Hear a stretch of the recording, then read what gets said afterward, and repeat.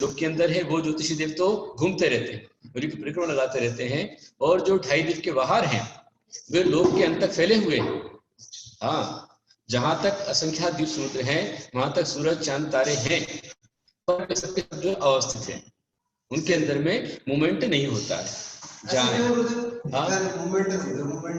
क्योंकि काले भाग यहीं पर ही है, ये स्वभाव से है, नहीं है, सब है, द्रव्य द्रव्य है। वहां पर देव लोग जाते हैं आराम से 2.5 द्वीप के बाहर, क्षीर सागर का जल वहीं से 2.5 द्वीप के बाहर से आता है। नहीं, पर स्वभाव से मत देखो, ऐसा कारण नहीं है, स्वभाव अतर गोचरा, स्वभाव अतर गोचर है, तो स्वभाव से जो है 2.5 द्वीप के बाहर जो ज्योतिषी देव हैं, विमान है उनके, वो स्थित है, अवस्थित है। जैसे जो चैतन्य नष्ट नहीं होते, हाँ, स्वभाव से ऐसा। हाँ, बस ऐसे ही है। आगे चलेगा अपना कि चौथा निकाय, 3 निकाय हो गए, पहले भवनवासी हो गए, निरंतर हो गए, ज्योतिष हो गए। अब चौथा निकाय जो है वो वैमानिक देव का है। उसका सूत्र आ रहा है, सूत्र नंबर 16 है, बोलिए। वैमानिक वैमानिक का अर्थ होता है कि चौथा जो निकाय है उसमें वैमानिक देव होते हैं, या जिसमें रहने वाले जीव अपने आप को विशेष पुण्यात्मा मानते हैं और विमानों में अवस्थित रहते हैं, वो वैमानिक देव कहलाते हैं। मानते हैं कि होते भी है ना। हाँ, वैसे तो सभी के अपने अपने विमान है, विमान में जिनका निवास स्थान है, पर ज्योतिष के विमान है ना माता जी, ज्योतिष के विमान है। नहीं तो ये तो घूम फिर है ना। हाँ, पर 2.5 द्वीप के बाहर तो नहीं घूम रहे, विमान है उनके भी, पर रूढ़ी से इनको वैमानिक कहा जाता है। और इसके अलावा जो कल्पोपन भी कहते हैं, वो कल्पातीत अलग से दूसरे कहलाते हैं, जो 16 स्वर्ग तक कल्पोपन कहलाते हैं। तो विमान जो होते हैं वो 3 प्रकार के होते हैं, ध्यान रखना, विमान 3 प्रकार के होते हैं। एक होता है इंद्रक विमान, हाँ, इंद्रक जो रहेगा वो बिल्कुल सेंटर में रहेगा, हाँ। और दूसरे होते हैं श्रेणीबद्ध विमान, तो जो सौदम आदि इंद्र रहेंगे वो इंद्र विमानों में रहेंगे, और श्रेणीबद्ध जो है क्रम से, जैसे पूर्व दिशा में, दक्षिण में, पश्चिम में, उत्तर में, से बिल्कुल श्रेणीबद्ध जो होते हैं वो कहलाते हैं श्रेणीबद्ध विमान कहलाते हैं। और प्रकीर्णक, फूल के समान यहाँ वहां दिशा विदिशा में कहीं भी हो सकते हैं, वो श्रेणी प्रकीर्णक विमान कहलाते हैं। इस तरह से 3 प्रकार के विमान होते हैं। और विमानों के अंदर में हाँ बिल्कुल,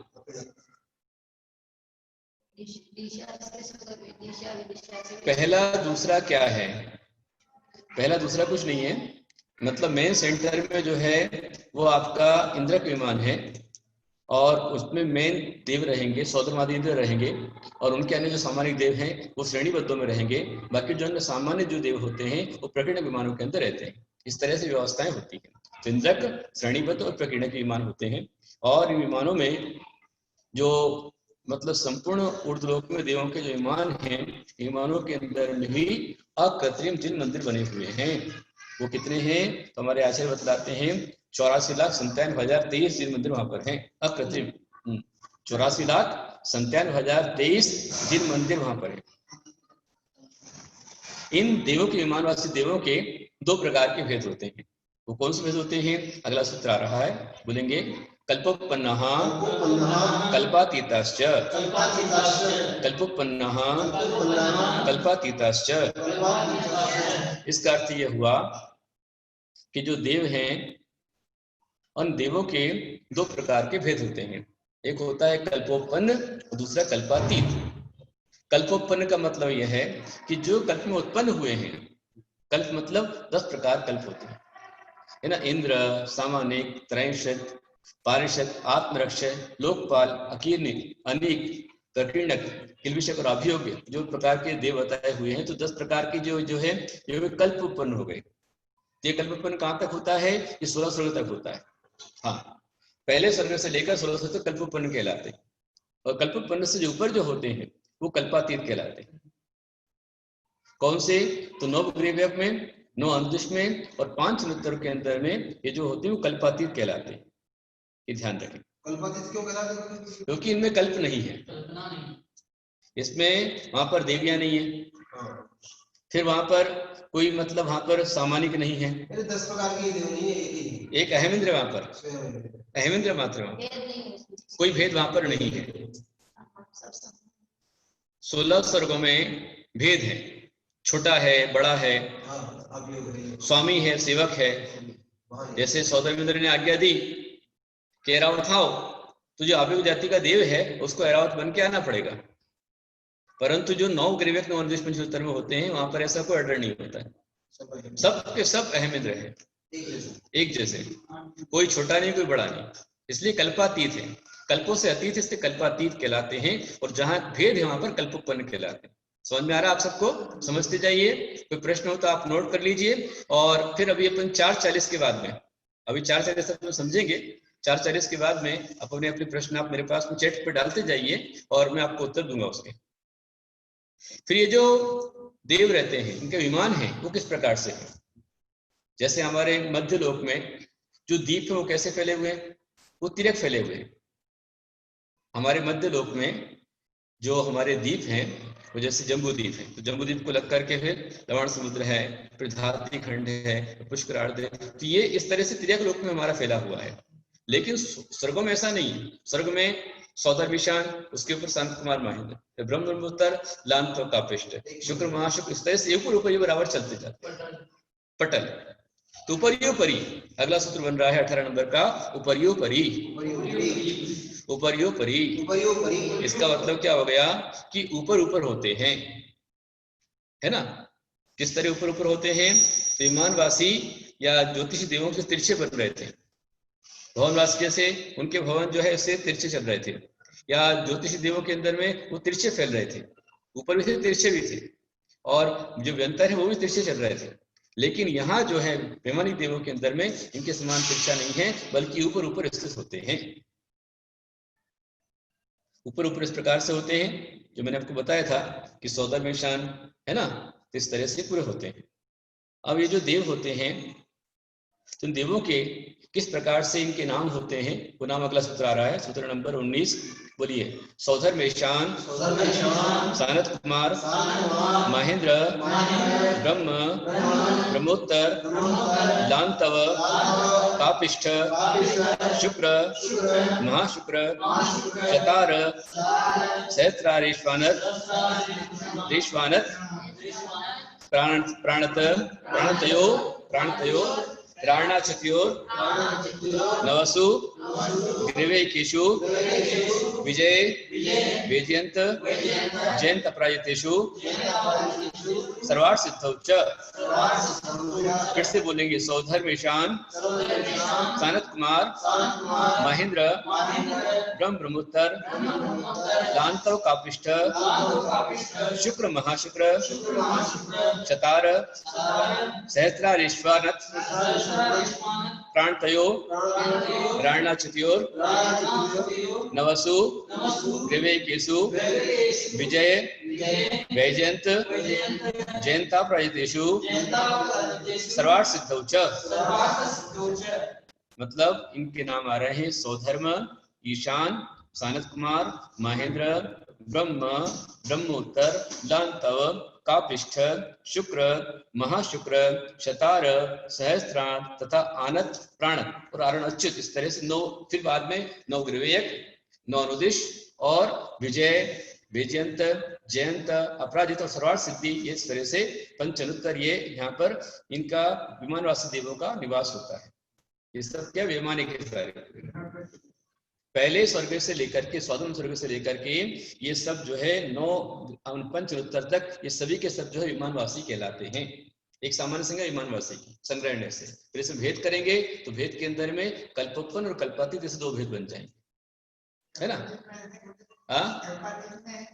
मैंने बताया ना, जो 16 स्वर्ग है वो कल्पोत्पन्न है, मतलब वहां 10 प्रकार के भेद हैं।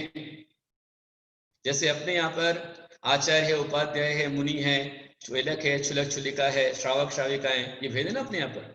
तो ऐसे ही वहां जो 16 स्वर्ग है वहां पर इंद्र होता है, फिर इंद्रों के मंत्री होते हैं, उनकी सभाएं होती हैं, उनके सैनिक होते हैं, अप्सराएं होती हैं, सामान्य होते हैं, तो 10 प्रकार के भेद उनमें होते हैं, इसलिए वो कल्पोत्पन्न है। कौन?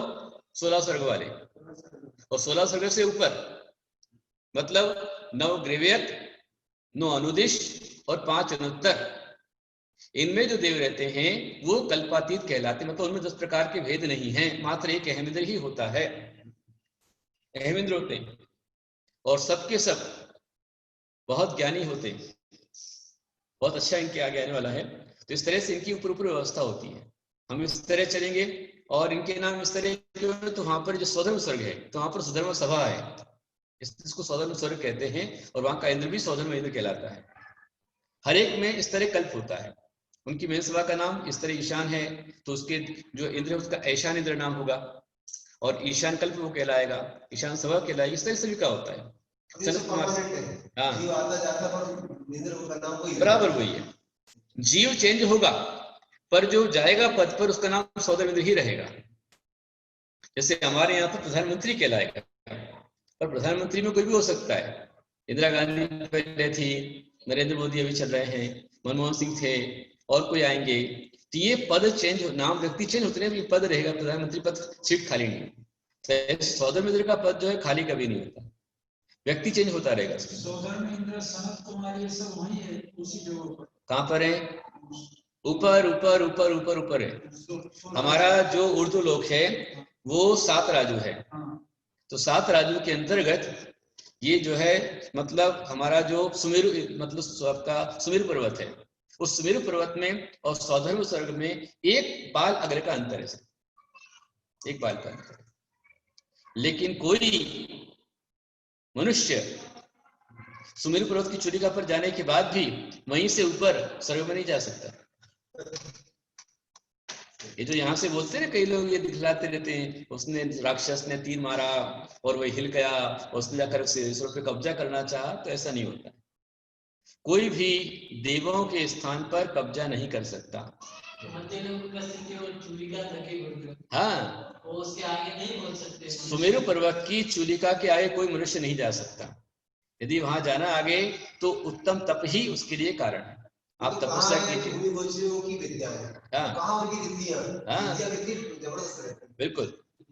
तो बाबा जी ऐसे नहीं है, ये सौधर्म ईशान 2 हो गए, फिर उसके बाद सनत कुमार महेंद्र 2 हो गए, ब्रह्म ब्रह्मोत्तर, लांतव कापिष्ट, शुक्र महाशुक्र, शतार सहस्त्रात, आनत प्राणत आरण उच्छुत, इस तरह 2-2 चलते जाते हैं उसके अंदर। हाँ, जैसे अपने माले होते हैं, आपका टावर होता है, बिल्डिंगें होती हैं, और बिल्डिंग में कितना माला है, तो इस तरह से ये जो है पूरे ऊपर ऊपर ऊपर उस तरह से होते हैं पूरे। और इस तरह से सौधर्म ईशान हो गए, सनत कुमार महेंद्र हो गए। पद समान है, पद क्या? समान है, सबके पद समान है। 16 स्वर्ग में समान है, 16 स्वर्ग में 10 प्रकार के कल्प उनके समान है।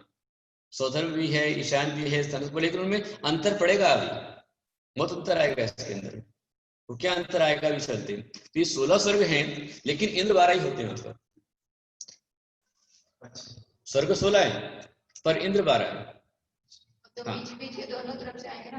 हाँ। 8 को कर देंगे, 8 में 2 कर देंगे। देखो, सौधर्म में एक इंद्र है, सौधर्म इंद्र है, ईशान कल्प में ईशान इंद्र है, सनत कुमार में सनत कुमार है, महेंद्र में ये 4 हो गए। फिर ब्रह्म ब्रह्मोत्तर में ब्रह्मेंद्र होगा, लांतव कापिष्ट में लांतव इंद्र होगा, शुक्र महाशुक्र में शुक्रेंद्र होगा, और शतार सहस्त्रार्थ में शतारेंद्र होगा। फिर बाद में आनतेंद्र, प्राणतेंद्र, आरणेंद्र, अच्युतेंद्र।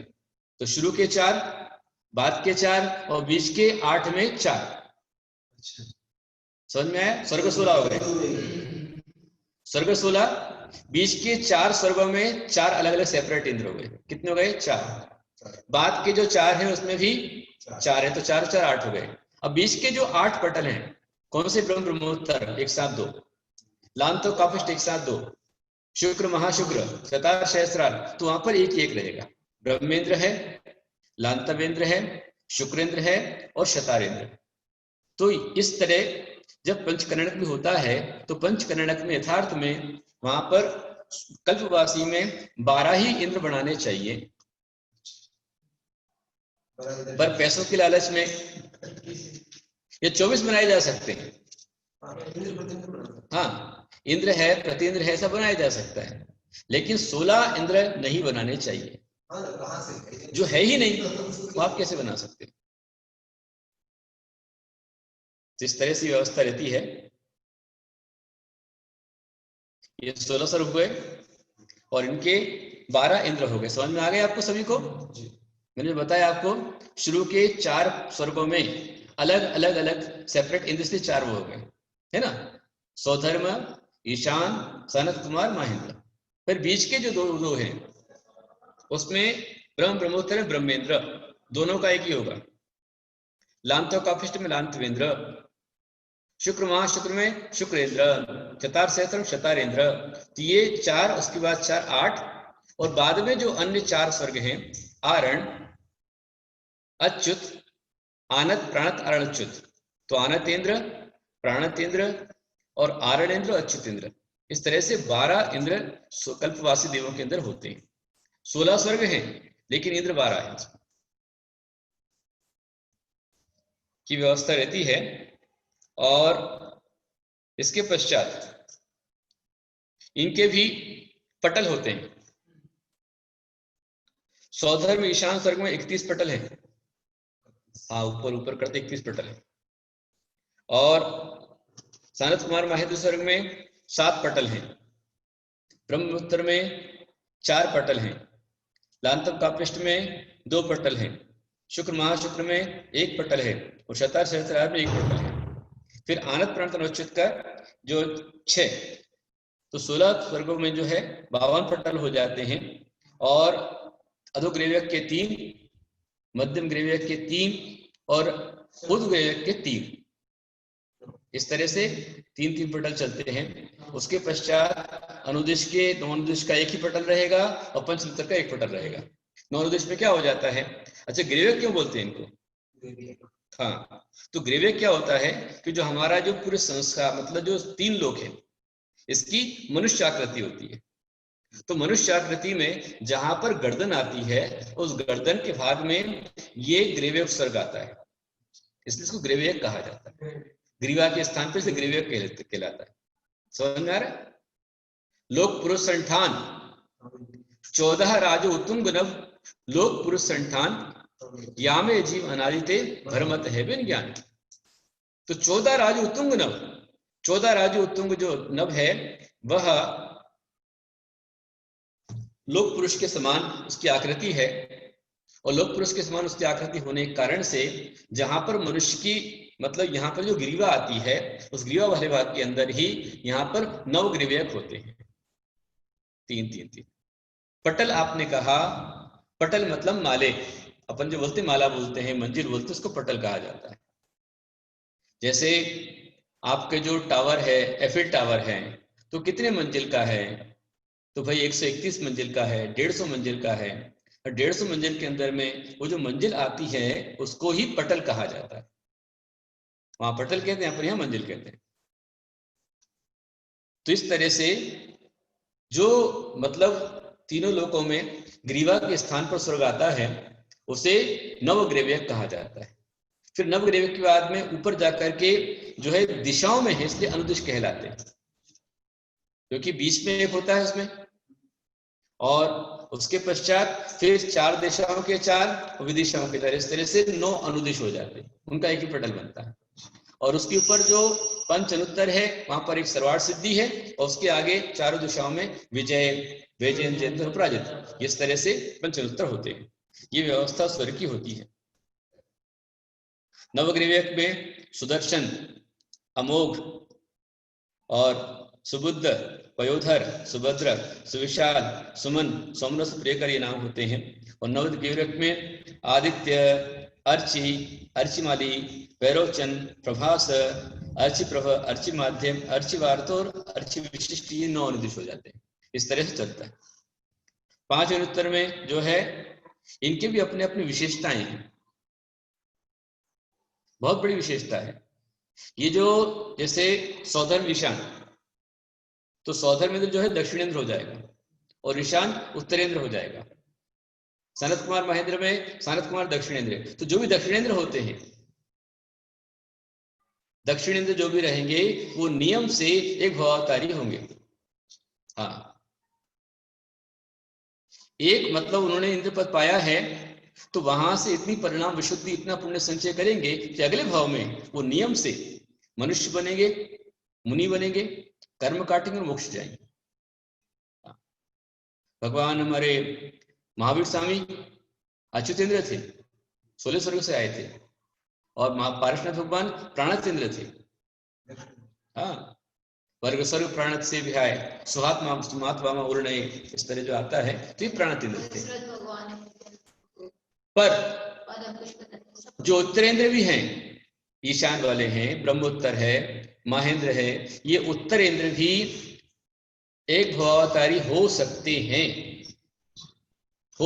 हैं में भी। मतलब यदि उनकी परिणाम विशुद्धि हो तो उस परिणाम विशुद्धि से वह भी भवावतारी हो सकते हैं, पर दक्षिणेंद्र जो होने का नियम से होगा ही होगा। बिल्कुल, जो नरक से आने वाले वो भी तो एक भवावतारी होने वाले हैं। और वो विषय अलग है, अभी स्वर्ग की बात चल रही है। नरक से कौन कौन आने वाले हैं? बस श्रेणी की है, श्रेणी की है, नहीं भवावतारी नहीं हो। लक्ष्मण तीसरे नरक में है, अभी तो और भाव धारण करेंगे वो। जिसका तीर्थंकर प्रकृति बनती है वो तो वही एक बहुत है। ऐसा भी नहीं है, तीर्थंकर प्रकृति बनने के बाद भी उनके जो है तीर्थंकर प्रकृति उनको जो है बन गई थी यहाँ पर श्रेणी की पर्याय में। एक भव हो गया, दूसरा नारकी हो गया, और तीसरा उनका आगे महापद तीर्थंकर के रूप में होगा। 3 भव हो जाएंगे। तो एक भव भी हो सकता है और 3 भव भी हो सकते हैं। जैसे विदेश क्षेत्र के जो होते हैं तीर्थंकर, ऐसे भी वहां पर होते हैं कि वहीं पर ही मतलब उनका गर्भोदय में कल्याणक नहीं हुआ, श्रावक बन गए, और श्रावक अवस्था में रहते हुए भगवान का पादमुख मिल गया उनको, और वहां जाकर परिणाम सूर्यकरण भावनाओं का चिंतन किया, तीर्थंकर प्रकृति बांध दी, तो फिर उनके आगे जाकर के तब कल्याणक केवल ज्ञान करना को मोक्ष कल्याणक हो जाता है। या मुनि बनने के पश्चात भी सूर्यकरण भावना का चिंतन करे तो ज्ञान मोक्ष कल्याणक हो जाता है। इसलिए विदेश क्षेत्र में 5 कल्याणक वाले तीर्थंकर भी होते हैं, और 3 वाले भी होते हैं, और 2 वाले भी होते हैं। लेकिन जो विद्यमान तीर्थंकर हैं वो नियम से पंचकल्याणक वाले ही होंगे। हाँ, भरत ऐरावत में तीर्थंकर जो होंगे 5 ऐरावत में नियम से पंचकल्याणक वाले ही होंगे, ये नियम है। हमारे यहाँ के तीर्थंकरों के नियम से पंचकल्याणक होता ही होता है 5 ऐरावत में। लेकिन जो विदेश क्षेत्र में होते हैं वो 20 तीर्थंकर तो पंचकल्याणक वाले ही होते हैं, बाकी इसके अलावा 5 कल्याणक वाले भी हो सकते हैं, 2 वाले भी हो सकते हैं, और 3 वाले भी हो सकते हैं। 5 किसका होगा? जिन्होंने पहले बंद किया वहां जाकर उत्पन्न हो गए, उसके लिए 5 हो जाएंगे, है ना। और जिनने श्रावक अवस्था में तीर्थंकर प्रकृति बांधी है उनके 3 कल्याणक हो जाएंगे, और मुनि बनकर बांधी है उनके 2 हो जाएंगे, क्योंकि तब कल्याणक तो हो ही चुका, उनका दीक्षा हो गई है, अब बस केवल ज्ञान मोक्ष हो जाएगा। समझ में आएगा आपको? इस तरह से व्यवस्था रहती है। ये 9 अनुदेश का आपने समझ लिया, और 5 अनुत्तर है, तो 5 अनुत्तर ऐसे हैं, उसमें 4 अनुत्तर में मतलब आगे जाकर के अब उनको ज्यादा पर्याय नहीं है। हाँ, विजय, विजयंत, जयंत और अपराजित, इनकी यहाँ पर जगन्य आयु 32 सागर की होती है, उत्कृष्ट आयु 33 सागर की होती है, पर सर्वार्थ सिद्धि में जगन्य उत्कृष्ट 33 सागर ही है। हाँ, वहां पर जगन्य नहीं, यहाँ पर 33 सागर ही आयु होती है, और वे मतलब सब काम सिद्ध हो, सर्वार्थ सिद्धि हो, सब काम सिद्ध हो गए उनके, और एक भवावतारी है नियम से, अगले भाव में उनको मोक्ष जाना ही जाना है। अनुत्तर से ऊपर होगा सर्वार्थ? नहीं नहीं नहीं नहीं, है वहीं पर ही। अच्छा, उसी में बीच में सर्वार्थ सिद्धि इंद्र विमान हो गया, और पूरब में विजय, दक्षिण में वैजयंत, पश्चिम में जयंत, उत्तर में अपराजित। तो 4 दिशाओं में 4 है, इसलिए वो है एक पटल ही वहां पर, ऊपर ऊपर नहीं आता। 9 अनुदेश में भी एक पटल है, वहां भी एक पटल है, और जो गिरिवेक है वहां पर 3-3 पटल है, इस तरह से होता है। तो मैंने आपको बताया कि सर्वार्थ सिद्धि एक ऐसा स्वर्ग है, वहां का जीव नियम से भवावतारी होगा ही होगा। विजयादशुद्धि चरण अगला सूत्र आ रहा है, अगले सूत्र के बढ़ेंगे। तो इन जो देव हैं, ऊपर ऊपर के देव हैं और नीचे नीचे के देव हैं, इनमें क्या अंतर पड़ता है? क्या फर्क डिफरेंस इनके अंदर आता है वो बता रहे हैं। अगला सूत्र है 20 नंबर का, स्थिति, प्रभाव, सुख, द्युति, लेश्या, विशुद्धि, इंद्रिया, बधि, विषयतो, धिकः। स्थिति, प्रभाव, सुख, द्युति, लेश्या, विशुद्धि, इंद्रिया, बधि, विषयतो, धिकः। मतलब ऊपर के देवों में स्थिति बढ़ती जाएगी, प्रभाव बढ़ता जाएगा, उनका सुख बढ़ता जाएगा, उनकी द्युति बढ़ती जाएगी, उनकी लेश्या विशुद्धि बढ़ती जाएगी, उनकी इंद्रियों का क्षयक्षम बढ़ता जाएगा और अवधि ज्ञान भी बढ़ता जाएगा। इंद्रिय विषय भी उनके अधिक हैं, विषय तो अधिक है, इनकी अपेक्षा से वो अधिक अधिक होते। स्थिति मतलब जैसे सौदर में ईशान स्वर्ग में है तो वहां पर 2 सागर की आयु है, तो आगे में वो आगे आगे बढ़ती जाएगी, 16वें स्वर्ग तक 22 सागर की आयु हो जाती है। ठीक है। प्रभाव तो शाप और अनुग्रह रूप शक्ति को प्रभाव कहते हैं। जितना ऊपर का देव रहेगा उसकी पावर ज्यादा रहेगी। फिर सुख तो इंद्रिय के विषय के अनुभवन को सुख कहा जाता है, सुख भी ज्यादा है। द्युति जो चमक, जो कांति नीचे के स्वर्गों में है वो ऊपर के स्वर्गों में कांति बढ़ती जाती है। शरीर, वस्त्र, आभूषण में चमक अलग रहेगी, मतलब उनके पास में सौदे के पास में भी हीरे का हार है, डायमंड का है, पर जो 16वें स्वर्ग के इंद्र का डायमंड चमकेगा उसकी अपेक्षा इसका बहुत कम रहेगा। द्युति चमक, शाप और अनुग्रह जो है, हाँ, अनुग्रह तो मतलब दया शक्ति होगी, हाँ, और शाप यानी कि शाप देने का दे सकते हो। पहले चतुर्थ, हाँ बिल्कुल, परेशान करने आ जाते हैं, परीक्षा लेने आ जाते हैं। लेश्या विशुद्धि तो लेश्या की विशुद्धि भी ऊपर ज्यादा है, नीचे कम, ऊपर शाप देगी पर कर्मों को प्रभावित नहीं कर देती क्यों? नहीं, ऐसा नहीं है, यहां पर दोनों चीज चलेंगी।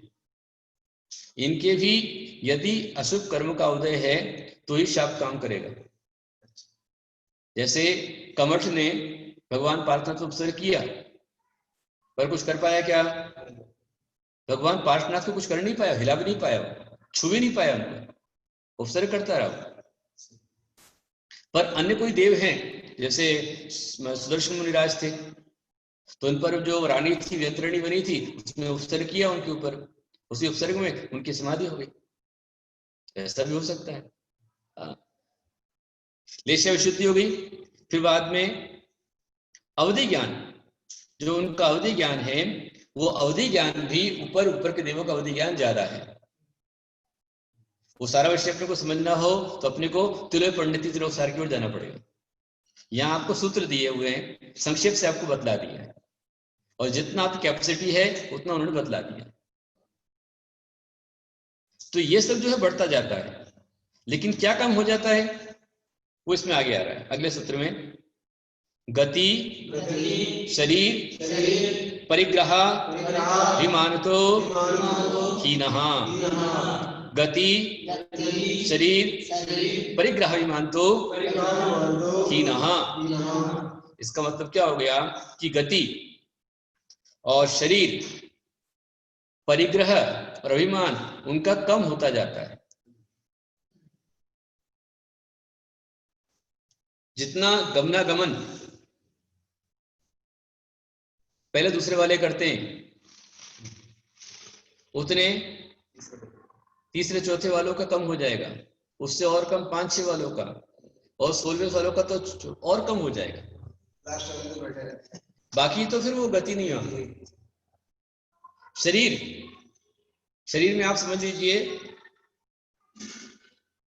कि जैसे सौदर ईशान स्वर्ग के जो देव हैं, उनकी शरीर की ऊंचाई 7.5 हाथ की है। 7 हाथ की उनकी ऊंचाई है, 7.5 हाथ की, तो 7 हाथ में 10.5 फीट की हाइट हो जाएगी। पहले दूसरे स्वर्ग में 7 हाथ की ऊंचाई है तो आगे आगे जाकर के मतलब सर्वार्थ सिद्धि तक तो मात्र 1 हाथ की रह जाएगी। सबसे बड़े देव सबसे बड़े देव सिर्फ 1.5 फुट के हैं वो, पर पावर बहुत ज्यादा उनके अंदर, आयु बहुत ज्यादा उनकी है, चिंतन की शक्ति बहुत ज्यादा उनकी है। समझ में आ रहा है आप लोग को? 14वें निशान में 7 हाथ की ऊंचाई है तो वो घटते घटते इस तरह घटती जाती है। परिग्रह भी ऊपर वाले के देवों परिग्रह कम है, ये जितना जिनकी कषाय ज्यादा उनको परिग्रह ज्यादा है, मुझसे ज्यादा है। हाँ, लेशा की विशुद्धि ऊपर बढ़ रही है, यहाँ पर नीचे कम है और अभिमान भी कम है उनका। जो जितना ऊंचा व्यक्ति रहेगा उतना अधिक अधिक विनम्र होगा, निरहंकारी होगा, अहंकार उसमें नहीं होगा। और जो जितना हल्का होगा उसमें अहंकार ज्यादा रहेगा, छोटी छोटी बात पर अहंकार।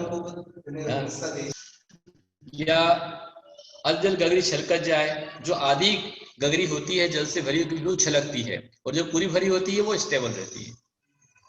जो चना छोटा होता है वो बहुत ज्यादा बचता है, छोटा चना बाजे घना ऐसा कहा जाता है। तो इस तरह से जैसे जैसे ऊपर बढ़ते हैं वहां उनका परिग्रह कम हो जाता है, अभिमान कम हो जाता है।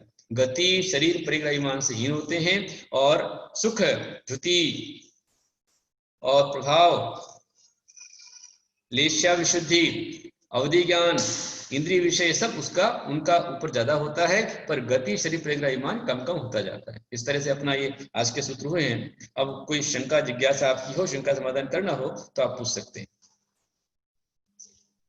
फिर अपन आगे कल की ओर चलेंगे। अपन किसी की जिज्ञासा हो, कोई प्रश्न हो तो आप उनको बतलावें। वो तो प्रसंग से परे थोड़ा सा मिक्स ही है। हाँ, तो 5 भरत 5 ऐरावत के जो दशरथ के समय 30 चौबीस ये 700 भगवान कहे जाते हैं। हाँ, तो किस प्रकार से रहते हैं? हाँ, हमारे मनीषी ने पूछा है, प्रसंग से थोड़ा सा हट करके है लेकिन फिर भी मिक्स ही है। जानने के लिए है कि हमारे 30-24 कैसे होती है। तो 30-24 के लिए हमको समझना है भरत कितने हैं? 5। ऐरावत कितने हैं? 5। तो 5 में मिलाकर कितने हो गए? 10 हो गए। इन 10 में भूतकाल की 10-24, वर्तमान काल की 10-24 और भविष्य काल की 10-24, इस तरह 30-24 हो जाती है। 30-24 के 720 चलकर हो जाती है। ठीक है। हाँ, हाँ। और कोई जिज्ञासा आपकी हो तो आप पूछ सकते हैं। आधा घंटा आपने मांगा था जिज्ञासा के लिए। स्वर्ग में जन्म और मरण होता है क्या? संसार में सविता जी ऐसा कोई जीव नहीं है चारों गतियों में जिसका जन्म मरण नहीं होता। पहले प्रश्न का उत्तर आपके लिए, इधर वाला है, इधर वाला, इसके बाजू वाला। स्वर्ग में, क्योंकि स्वर्ग में भी जो जीव है वो संसारी जीव है, जन्म मरण कहाँ नहीं है? तो एकमात्र मोक्ष में जन्म मरण नहीं है। इसके अलावा चारों गतियों में जो जन्मा है उसका मरना तय है। पहले आपको बताया है कि भाई जो 14 विषाम स्वर्ग है उनकी आयु आएगी, मात्र 2 सागर की उनकी आयु है, तो 2 सागर आयु पूरी होने के पश्चात उनको मरना ही है। आगे उनकी आयु आने वाली है, किसी कितनी आयु होती है तो इसलिए मरण होता है। ठीक है। फिर दूसरा प्रश्न आपने पूछा है कि क्या इतने बड़े स्वर्ग में सिर्फ एक एक इंद्र ही होते हैं? आप बताइए, इतने बड़े भारत में पीएम कितने हैं? एक ही पीएम है ना, और पूरे देश को चला रहा है कि नहीं चला रहा है? पहले बहुत सारे राजा होते थे ना, पहले अलग अलग देशों के राजा होते थे, लेकिन महामंडलेश्वर उनमें हेड होते थे। मंडलेश्वर, महामंडलेश्वर, अर्धचक्री और चक्री, चक्रवर्ती पूरे षटखंड का एक ही होता है।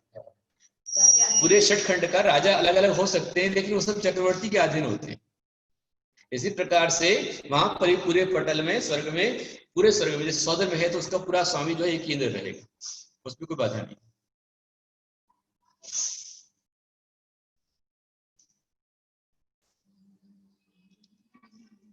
और फिर प्रश्न पूछा है सपना ने कि आल गुरुदेव किसी को क्षमा करते हैं समय उसने जो पहले जो क्या यो याद आता है तो क्या करें।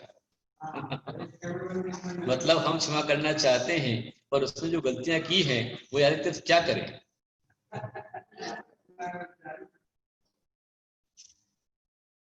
जिस समय याद आता है उस याद के अंदर में हम ये ध्यान देवें कि मूल में भूल हमारी है। अपने कर्म सिवाय जीव को कोई न दुख देता कुछ भी। हमें कोई व्यक्ति हमारे कर्म के बिना एक तिल मात्र भी दुख कष्ट नहीं दे सकता, ये जानकर चलिए। तो मूल भूल अपनी है। तो इसलिए आप ये मान करके चलिए कि हमारी अपनी भूल है, इसलिए हम अपने को सुधार कर लेवे तो कोई संकट नहीं आएगा। जैसे अंजना सुंदरी को उसकी जो है सास ने लांछन लगाया और उसको निकाला, या उसके पति ने 22 साल का उसको वियोग दिया, तो उसके पीछे कारण कौन है? उसको स्वयं है।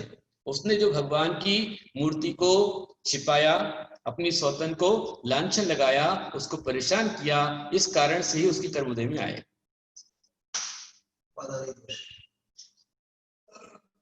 बिल्कुल।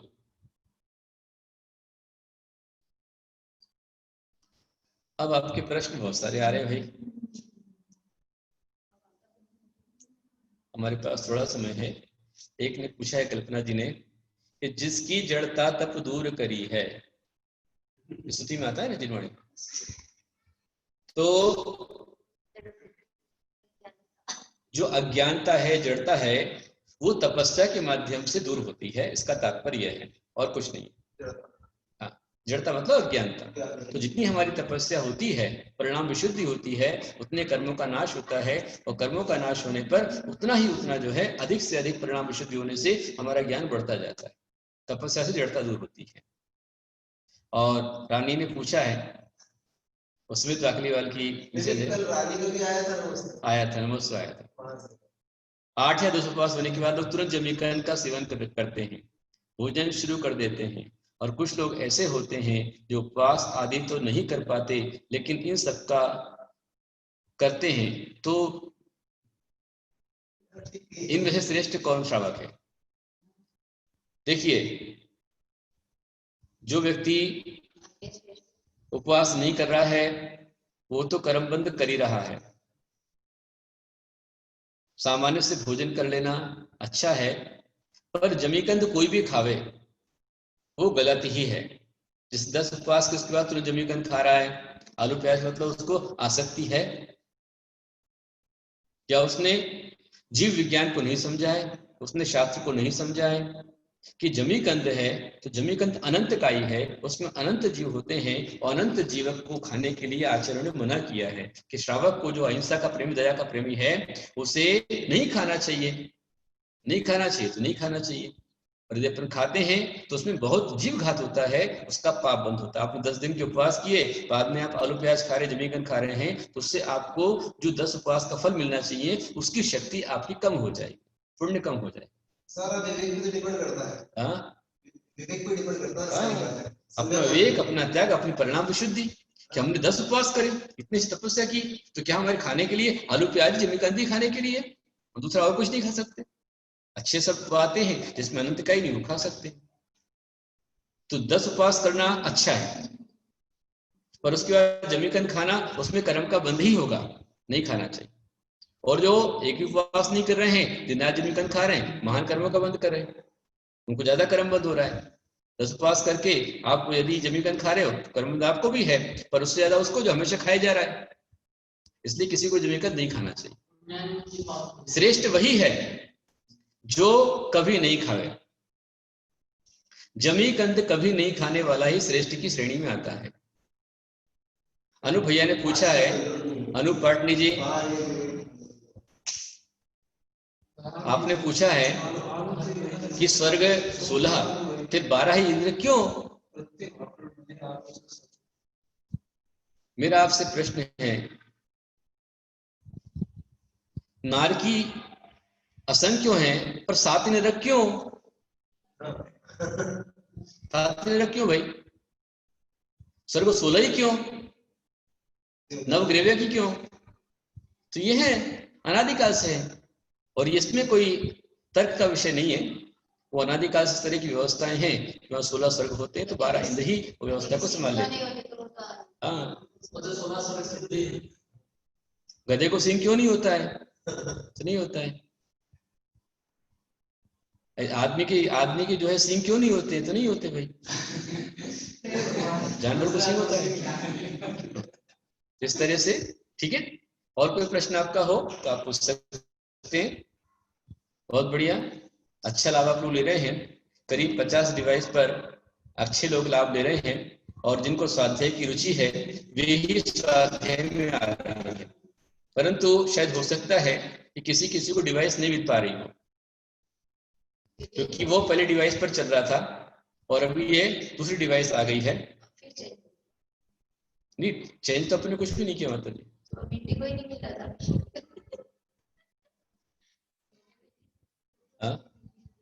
456 108 1008 और फुल टाइम 0, ये अपनी आईडी चल रही है फिलहाल अभी। तो इस आईडी पर ही क्लासेस चल रही है। हाँ, हमारे मिंटी भाई ही आज उनको ही गड़बड़ हो गई, वो पुरानी आईडी पर खोलकर बैठ गए। और बोले मैं अकेला मैं हूँ, उस आईडी पर कोई है ही नहीं। बोले आप भी नहीं हो, क्योंकि वो आईडी थी नहीं। तो ये आईडी चल रही है।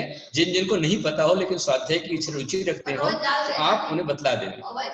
वो डाला जा रहा है, लिंक भेजा जा रहा है, आप लाभ ले सकते हैं। घर के अंदर 2 खड़गासन प्रतिमा है, आदिनाथ भगवान की और महावीर भगवान की, और साथ में गणधर और केवली भगवान की प्रतिमा है।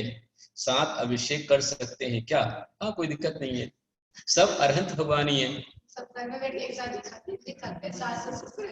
अरहंत भगवान हो, आदिनाथ हो, महावीर स्वामी हो, गणधर स्वामी हो, केवली भगवान, सभी अरहंत अवस्था की अवस्था है, सिद्ध अवस्था है, सब समान है।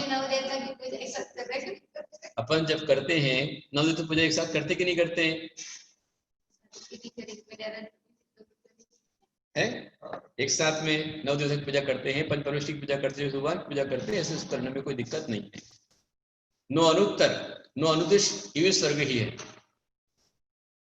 16 स्वर्ग से ऊपर जो स्वर्ग हैं उनके नाम में पहले 9 ग्रीवयक हैं, फिर बाद में 9 अनुदिश है। अनुत्तर 9 नहीं है, 5 अनुत्तर है। जब हम माला लेते हैं या पढ़ते हैं तो हमारे मन में इतने विचार क्यों आते हैं? तो क्या करें? इसके बारे में कभी हम सोचते भी नहीं, फिर भी आ जाते हैं। ऐसा क्यों? ऐसा प्रश्न है। तो ये जो है आपके मन की चंचलता है, और ये सबके अंदर होती है। इस चंचलता को ही डाइवर्ट करने के लिए हमारे पास में अच्छा कुछ सोचने के लिए चाहिए। हाँ, इसलिए आपको सोचने के लिए अच्छा विषय आप सोचिए। अकेले आप भी नहीं, जो हमारे शुक्ल ध्यान करने वाले भगवान होते हैं उनके अंदर भी पृथकत्व विचार नाम का शुक्ल ध्यान आता है।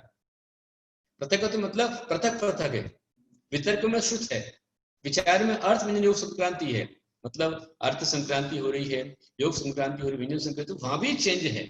इसलिए अपने मन रूपी मरकट को रमाने के लिए, उसको एकाग्र करने के लिए हमारे पास कुछ विषय होना चाहिए सोचने के लिए। आपको स्थिर होने के लिए बहुत पुरुषार्थ करना पड़ेगा। घर में रहते हुए मन का स्थिर होना बहुत कठिन है। मेडिटेशन करना पड़ेगा। मेडिटेशन के लिए विषय चाहिए ना। पहले चित्त शांत हो। चित्त में यदि राग द्वेष चल रहा है, नाना प्रकार के विकल्प चल रहे हैं, तो कैसे आप शांत हो सकते हैं? पहले मुझे स्वाध्याय के माध्यम से एकाग्रता लाएं। बिल्कुल, स्वाध्याय कीजिए, और जो मैंने ध्यानाभ्यास कराया था उस ध्यान पर आप चिंतन कीजिए। जैसे नमो अरहंताणम हम बोल रहे हैं, तो अनंत भगवान के स्वरूप का चिंतन कीजिए, फिर आपको चिंता की दिक्कत नहीं आएगी। हाँ जी, सूर्य पर्वत की चूलिका पर मनुष्य कैसे जा सकते हैं? तो हमारे पंचम काल के मनुष्य तो नहीं जाते हैं, लेकिन जो चौथे काल के मनुष्य होते हैं या वैदिक क्षेत्र के मनुष्य होते हैं, उनके पास जब विद्या होती है या कोई रिद्धि उनके पास में, रिद्धिधारी जो मुनिराज होते हैं वो आराम से चले जाते हैं। सुमित पर जाने में कोई दिक्कत नहीं। हाँ, लेकिन हम लोग पंचम काल के मनुष्य वहां तक नहीं जा सकते। गुरुदेव फिर ये जो अंजन चोर की जो घटना है चतुर्थकालीन है क्या? कौन सी? अंजन चोर की। हाँ, चौथे काल की घटना हो तो बिल्कुल। अंजन चोर की हो, जितनी घटना उसकी ये कहानी की अष्टांग अष्टमावली सब चौथे काल की है, एक पंचम काल की नहीं है। भगवान जी के दर्शन के बिना अन्न जल का त्याग है हमें, तो क्या टीवी में दर्शन जल आदि लेकर दर्शन करके जल आदि लेकर मंदिर जाकर पूजा अभिषेक कर सकते हैं क्या? तो देखिए, श्रेष्ठ तो यही है कि हम मंदिर में जाकर के भगवान की पूजा करें, दर्शन करें। और इसीलिए हमारे पद्म पुराण आदि ग्रंथों में आचार्य ने बताया है कि जो भी श्रावक होता है उस श्रावक के यहाँ पर बड़े मंदिर भी होते हैं और प्रत्येक घर में गृह चैत्यालय भी नियम से होना चाहिए। अपने घर से कम किसी घर के दर्शन करो, या हमारा घर अपने मंदिर के इतने पास में होवे कि अपने घर की छत से जाकर के हम मंदिर के शिखर के दर्शन करें, मानस्तंभ के दर्शन कर ले, अपना नियम पूरा कर ले। ऐसे घरों की व्यवस्था होनी चाहिए और हर एक श्रावक को अपने घर पर नियम से गृह चैत्यालय बनाना चाहिए। गृह चैत्यालय होगा बहुत अच्छा होगा। गृह चैत्यालय होने से आपके परिणाम बहुत बहुत अच्छे होंगे और अपना उत्थान होगा, अपने नियम सारे पूरे हो जाएंगे, फिर दिक्कत नहीं आएगी। गृह चैत्यालय नहीं होने से ही समस्या आपको ये आ रही है। और पहले के समय में आप पद्म पुराण पढ़िए, रावण भी जो पृथ्वी नारायण था वो अपने साथ में गृह चैत्यालय लेकर निकलता था। बिल्कुल, हमने पद्म पुराण में पढ़ा है कि वो रावण जिस समय वहां के लंका द्वीप से, राक्षस द्वीप से यहाँ पर आया था, महेश्वर के पास, महेशमती जैसे महेश्वर कहते हैं, यहाँ पर आकर उसने भगवान का अभिषेक किया और वहां का जो राजा सहस्त्रश्मी था उसके यंत्रों का जल यहाँ पर आया, उनका युद्ध आपस में हो गया। तो गृह चैत्यालय हर एक को अपने साथ में अपने घर पे रखना चाहिए, जिससे आपके नियम दर्शन पूरे होते रहे। सबसे बड़ा श्रेष्ठ उपाय है। अपना घर ऐसा बनाओ, घर का मकान आपके पास में है तो घर के मकान में, अपने घर में एक चैत्यालय आपका जरूर होना चाहिए। फिर चैत्यालय जब बनाओ तो बताऊंगा मैं आपको कि आपको चैत्यालय कहाँ बनाना चाहिए, वो विषय बात का है। लेकिन गृह चैत्यालय होना चाहिए। इसलिए आचार्य कुसुम के अंदर भी हमारे आचार्य शांत सागर जी थे, जब दक्षिण से उत्तर को निकले तब से उनके साथ में महावीर कीर्ति गुरुदेव आचार्य के साथ में, विमल सब के साथ में प्राय करके संघ चैत्यालय थे। और संघ चैत्यालय इसी के लिए है कि रास्ते में जाते जो श्रावक हैं उनके दर्शन का नियम पूरा होना चाहिए। दर्शन करके ही भोजन करना सब श्रेष्ठ है। यदि आप नहीं कर पाते हैं विकल्प के रूप में, जिन प्रतिमा आपके पास में नहीं है, तो अपने पास में यदि यंत्र हो, लेकिन यंत्र भी मेटल का होना चाहिए, सोने का, चांदी का, तांबे का, पीतल का, उसकी प्राण प्रतिष्ठा हुई हो, तो ऐसे यंत्र की भी आप दर्शन करके आप नियम पूरा कर सकते हो। तदाकार स्थापना कहलाती है।